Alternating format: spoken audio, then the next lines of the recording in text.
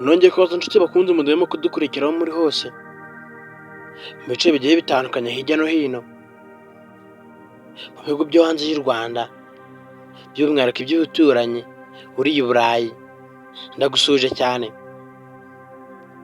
Ubu noneho Uganda habonetse ibintu biteye ubwoba cyane. Ibintu bibereye mu gihugu cya Uganda hafi y'umujyi i Kampala, mu nkengero z'umujyi.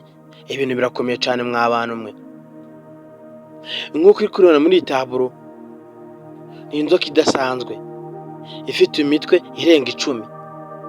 Abantu bari basanzwe bazi ko anaconda ariyo nzoka iremereye ibaho ku isi, yaba ifite ubukana ndetse n'uburyane iteye ubwoba. Ariko noneho ibi bintu bibaye muri Uganda, inzoka ivuye mu mashamba ija mu muhanda rwagati, byari biteye ubwoba cyane.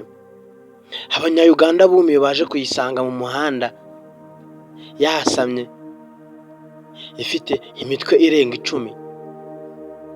Byabatunguye cyane. Mu masaha make ashize nibwo ibintu bije kubera muri Uganda. Mw'abantu mwe, iyi nzoka yo yatunguye abantu benshi cyane, batangiye kwikoraho ubushakashatsi ngo barebe ubwoko bwayo.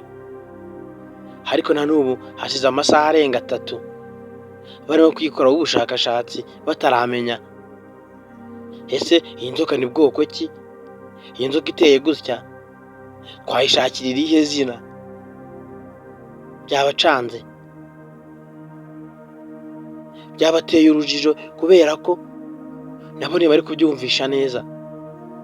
Niba uri kugerageza kureba muri taburo neza ukabara imitwe ifite, ni imitwe irenga 10 yose, urabona ko yasamye. Mw'abantu mwe, ibintu ntago byoroshe. Iki kintu ntago gisanzwe. Gusa ndagira ngo mabwire ko gitangiye guhangayikisha igihugu cya Uganda na Afurika muri rusange. Ibihugu bitangiye guhangika kuko izi nzoka ziteye ubwoba, cyangwa se ziteye ubwoba. Ntago bari bazizi,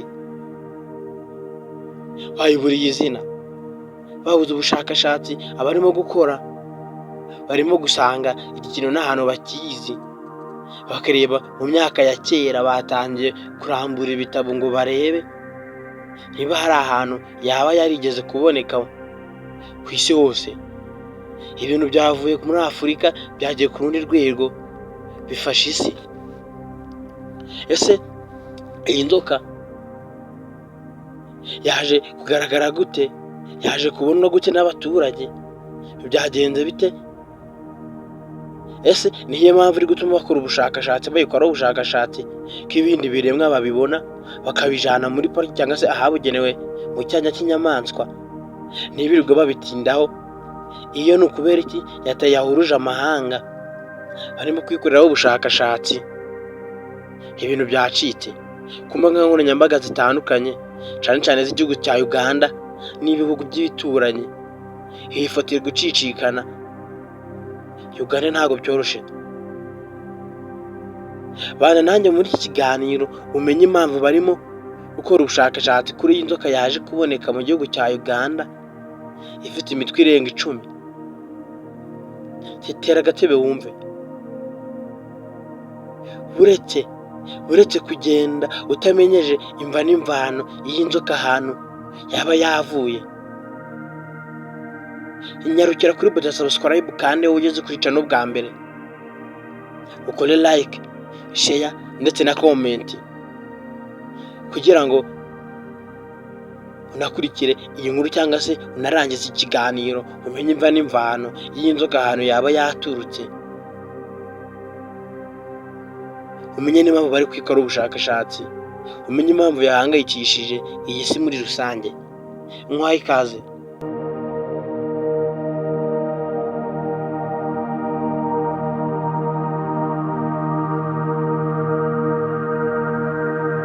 Ubu ngubu aka kanya tuvugana cyangwa se mu masaha make yashize, mu nkengero z'umujyi wa Uganda i Kampala, umurwa mukuru, byari bicika. Ni nko cyangwa se ahantu bije kubera ni nk'ibirometero nka 30 uvuye mu mujyi wa Uganda werekeza mu byaro. Ibi bintu biteye ubwoba cyane mw'abantu mwe. Ubwo imodoka izaza zirimo kugenda, iyi nzoka yavuye nko haruguru y'umuhanda, iraza ihita yizinga mu muhanda, irangije izamura umutwe, ariko ntiyari ifite umutwe gumwe, dore ko yari ifite umutwe umwe munini. Ku ruhande ishamikiyeho, uruhande rw'ibumoso hashamikiyeho indi mitwe 5, n'urundi rw'ibumoso hashamikiyeho imitwe 5, igahita yihuza ikaba imitwe 10, n'uwa 11 munini wo hagati.